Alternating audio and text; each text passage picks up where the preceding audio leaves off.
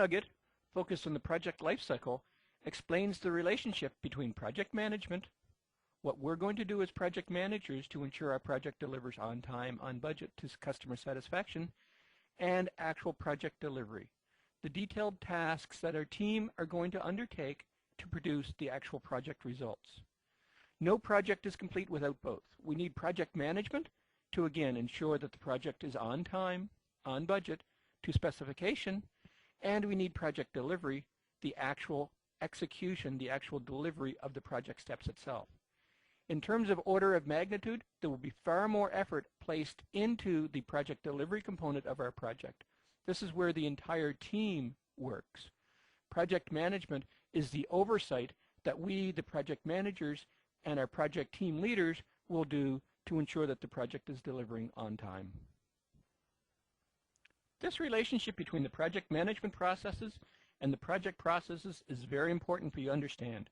The project processes, the analysis, the design, the development, the implementation are the actual activities, the steps that your project team is going to undertake to ensure that the project delivers the expected results.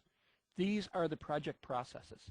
The PM processes are the enveloping processes that are going to ensure we understand what it takes to do the analysis, the design, the development, the implementation.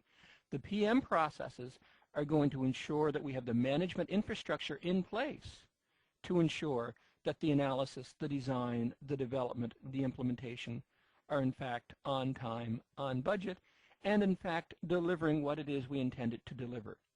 So what are the PM processes? We have a PM process for initiating. Initiating is determining, is this project a valid project? Does this project make sense? Should we undertake this project? Once we do the initial validation, we will then go into the detailed project management planning process. In the planning process, we will go through and we will develop the detailed project plan, the work breakdown structure, the project schedule, the project budget that will define all of the steps that are required to do the analysis, the design, the development, and the implementation. So in other words, planning produces the plan that defines how analysis, design, development, and implementation will be done. So the first two steps of our PM process happen before the team even joins the project. The first two steps of our PM process are PM steps only, and therefore happen prior to the actual execution of our project. Then we lead into actual execution. Executing the project. Executing the project is where the team, not the project management team, but the actual project delivery team will conduct the analysis, do the design, do the development, and do the implementation. So execution is the actual delivery of the project. This is where the majority of the work in your project is done. This is where the most hours, this is where the most expenses for your project are incurred during execution. Execution is primarily a project team member function in the project. The project management functions are focused on the monitoring and the control. The monitoring and control is where you, the project manager, and your project management team will ensure that we are in fact on time, that we are in fact on budget, that we are truly delivering what it is the project was initiated to deliver, that we are truly that we are truly delivering on the project that was defined in the planning process. And then finally, our last project management process is closing.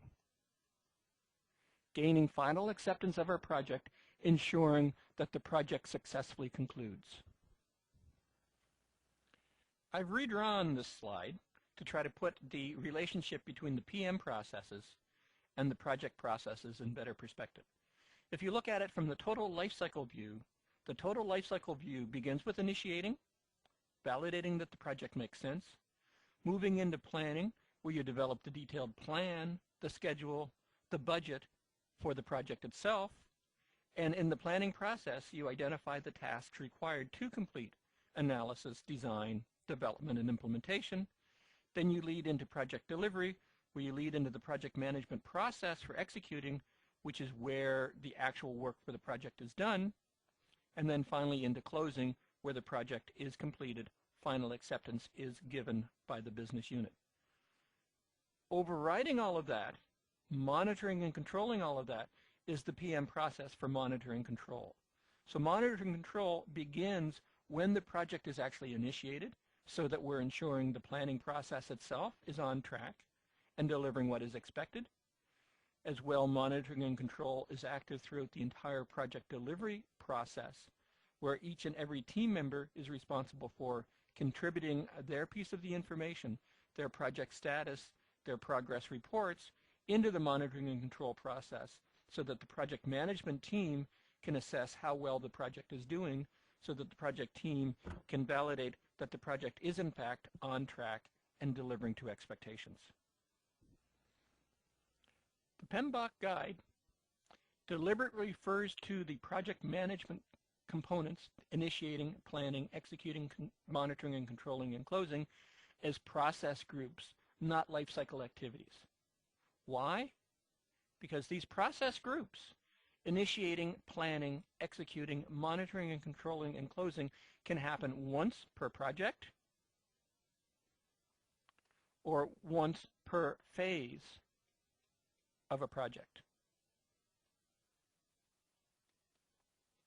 So if you're dealing with a very large, complex project, where each phase of your project life cycle, analysis, design, development, etc., are very large, many months long, it's quite likely that you will be doing an initiating phase for the analysis, initiating process for the analysis phase, a planning process for the analysis phase, separate executing, monitoring, and controlling for the analysis phase, and then you will restart the entire process for the design stage. So you will reinitiate the project at the beginning of the design. You will reassess the feasibility of the project based on the new information that you have at the end of analysis. How large, how complex is the project going to be? Is the cost-benefit statement for the project still intact? Does it make sense to proceed with the project knowing what we learned from analysis? Assuming the answer is yes, that the initiating phase still makes sense, you would go through and develop a detailed plan for the design stage. And then you would execute and monitor the design stage, and then finally close out the design stage saying, design is now done. It's time to move on to the next stage of the project, which would be development. And again, you would redo initiation in development, validate based on the new information that you have, the new focus for the project. Does the project still make sense? And again, assuming it is yes, you will develop a detailed plan for development, execute, monitor, and control the development stage for your project, and then close. So it's very important that you not confuse the project management process groups, the project management process steps, the project management activities that you as a project manager must undertake to ensure your project is going to be successfully planned and managed, with the actual project delivery life cycle. Because yes, for small, simple projects, you may only go through initiating, planning, executing, monitoring, and controlling once for the project, or for larger, more complex projects, it's very likely, virtually mandatory, that you will go through initiating, planning, executing, monitoring, controlling, and closing for each stage of the project. Separate set of project management process groups for analysis, a separate set of project management process groups for design and development and implementation, so on. In order to better understand how the 5 project management processes, initiating, planning, executing, monitoring, and controlling, and closing, work in an overall project environment, and whether that is by phase or for the overall project itself, it's important to look at the level of involvement. So if we look at it over time and over level of effort, and we look at initiating. Initiating is very much an intense but short, brief activity at the very beginning of the project where the initiation takes place. Up front, validating that the project makes sense, validating that there is reason and justification to produce the results of the project. Then we get into the planning stage, and the planning stage ramps up very quickly, reaches a peak early in the project, and then levels off, but continues throughout most of the project, and only will stop at near the tail end of the project. So this is planning. Why does planning happen across the entire project lifecycle? Why is there an intense period up front in the project? The intense period up front from the initiation to this point is where the preliminary initial project plan is developed. This is where the preliminary project scope statement is developed. This is where the preliminary work breakdown structure, risk management plan, human resource management plan, all of the initial planning for the project happens in this initial phase. So what happens to constitute planning for the duration of the project? That's the ongoing planning, or in some instances replanning, associated with actual project delivery. So at week 3, week 5, week 10 in project delivery, you recognize the project is off track, you're running late.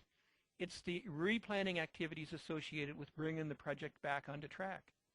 More appropriately, the ongoing planning activities in your project duration delivery is related to change management.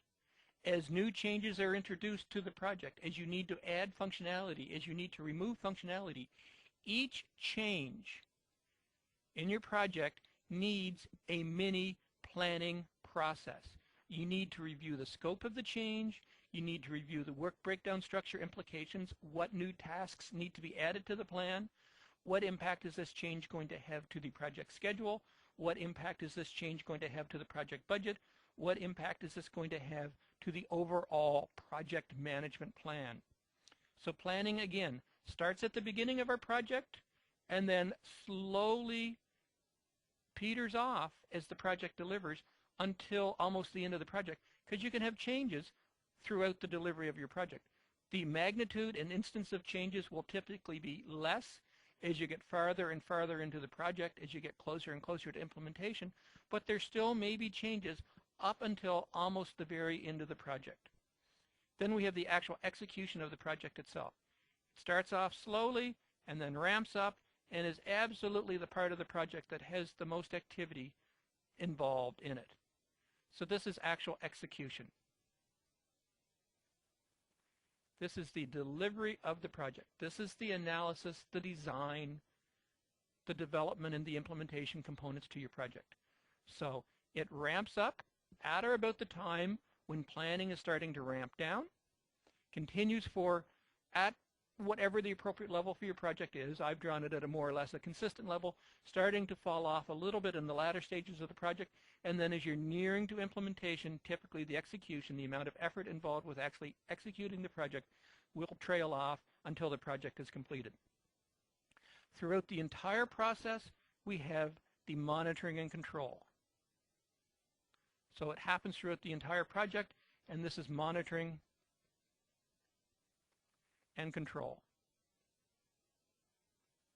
This is the day in, day out activity that you, the project manager, and your team will do to ensure that the project is on time and on budget, and where appropriate, you will introduce new planning activities to ensure that the project changes, to ensure that the project delivers on time. And then finally, at the tail end of our project, we have another very brief, fast process involved with closing, bringing the project to a successful conclusion.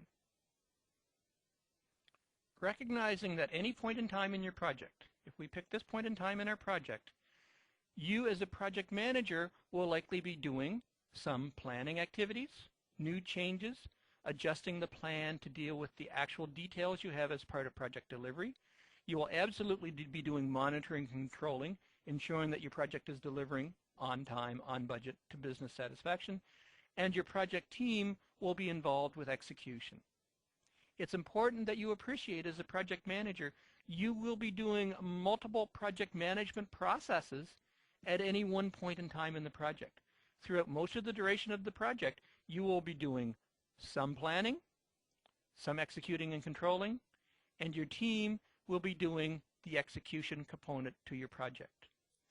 Up front, you may in fact be doing 4 components to the project. During the tail ends of initiation, when you're answering the final questions associated with, does this project really make sense, you have probably already started doing some planning for the project. As soon as you start planning the project, you will be immediately in the execution, because that is you actually delivering project deliverables, i.e. the project plan, and therefore you must be in monitoring and control, ensuring that your plan to develop the plan, how's that for a good set of terms, that your plan for developing the plan is in fact on target, and that the project plan will be ready according to plan. Too many plans in there. This approach, wearing multiple hats, involved with planning, execution, controlling and monitoring and controlling throughout each and every day of the project delivery lifecycle, is critical that you understand this. You aren't simply doing monitoring and control, or you aren't simply monitoring your project team's execution. You as a project manager are involved in many components to the project management processes at each and every stage in the life cycle. It's also important to recognize that this cycle of initiating, planning, executing, monitoring and controlling and closing can happen multiple times throughout your project.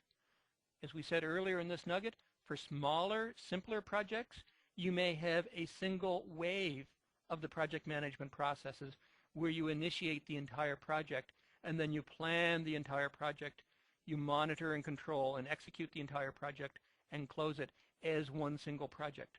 For larger, more complex projects, you will initiate and plan the analysis phase, and then you will monitor, control, and execute the analysis phase, and then you will close the analysis phase. You will then go on and initiate the design phase, plan the the design phase, execute, monitor, and control the design phase, and then finally close the design phase. Now, typically it's not as purely cyclical as that. During the latter stages of analysis, maybe at about this point in the timeline, you would actually be going back and starting the initiation and saying, we are almost finished analysis. It's time to initiate design. Based on the information we now know, redo the cost-benefit analysis, revisit the business statement to validate that yes, this project still makes sense based on the new information we have about the project size, the project scope, and the project benefits. Is it worthwhile continuing to the next phase? Assuming the answer is still yes, you will then go on and do the detailed plan for the next phase, and then the team, by this point in time, you'll have gone through and done the closing for the preceding phase, and you're ready to actually bring the team in and begin the execution of the next phase for your project. So these project management process groups can be repeated throughout multiple phases of the project depending on how the overall project structure is defined. Having the project management processes iterated several times through the project, once for analysis, once for design, once for development, provides many additional values to the project and to project management. Primary to that is revalidation of the project. At the end of an analysis, as a result of going through initiation one more time, you revalidate the project. Does the cost-benefit statement for the project still hold? As a result of the new information that we have from analysis, is the project going to take longer? Is the project going to cost more? Is the project going to produce the same benefits the project was originally anticipated for? By revalidating the project, by addressing the appropriate kill points at the end of each phase of the project, allows the organization to ensure that ongoing investment in the right projects is done, and that the inappropriate projects, the projects that don't pass the revalidation process, are killed at the appropriate points. There is no shame, although a lot of people believe there is shame, of being a project manager for a project that gets killed after the first phase or the second phase. I would like to suggest just the opposite. There's actual pride in having a project that is killed after the first phase. As a result of you doing your job as a project manager, going through and revalidating the project, recasting the costs, reevaluating the benefits, reinsuring, revalidating that the organization should continue to invest in this project ensures that you're not pouring good money into a bad project. Revalidating of a project and killing projects where appropriate should not be considered of wasting the $20,000 or $50,000 or $75,000, whatever was invested in the first phase of the project.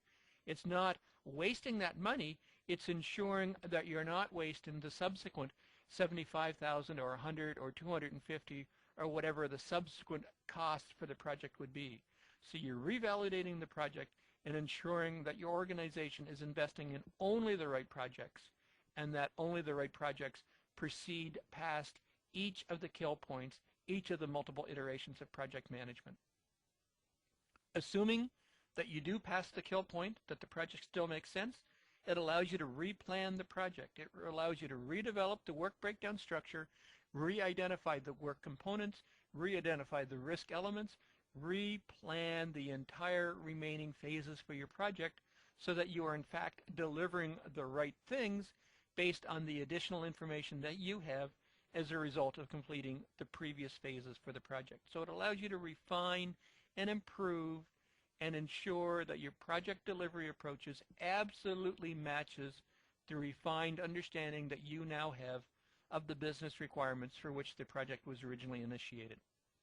And of course, as a result of replanning, you can introduce improvements into your project. Whatever process improvements you identified through the previous phases, whatever process improvements your organization has identified as a result of ongoing project delivery can all be built into the next iteration of your project management process, the next iteration of initiating, planning, executing, monitoring and controlling, and closing of the project. This nugget focused on the project lifecycle, differentiating project management processes, which are initiating, planning, executing, monitoring and controlling, and closing, and the actual project delivery steps, the steps that the project team will be taking to deliver the project results, whether that's analysis, design, development, and implementation, as would be the case with an IT project, whether that is building a foundation, putting on floors, walls, roofs for the construction of a home. This nugget focused on the project management aspects, initiating, ensuring that the project makes sense, ensuring that the project has some form of validation, that the business managers in the company validate that this project makes sense, there is justification for this project to proceed. On through planning, where detailed project plans, complete work breakdown structures, project schedules, project budgets, risk management plans, quality management plans, etc. are developed to develop the strategy that will be used to actually deliver the project results. Into executing, where we actually do project delivery. Executing and project delivery could be considered to be one and the same. These are the actual steps undertaken by the project team to execute and deliver the project results, to deliver the expectations, to produce the products and results for the project. On through monitoring and control, which are the activities that we as the project management team participate in to ensure that the executing steps are acting, developing, being produced in accordance with the overall project plan. And monitoring and controlling includes the appropriate steps to review and revise the plan as appropriate to ensure that we continue to deliver the project on track, on budget, and on time. And finally, closing to ensure that the project is properly closed, that lessons learned are gathered, and that the organization benefits from the lessons and experiences and reusable material that can be used from your project onto other projects. There are many steps associated with initiating through closing. The detailed steps related to each of the project management activity groups involved with initiating, planning, executing, monitoring, controlling, and closing will be addressed through the nuggets contained within this series. This concludes our nugget on the project lifecycle. I hope this video has been informative for you, and thank you very much for viewing.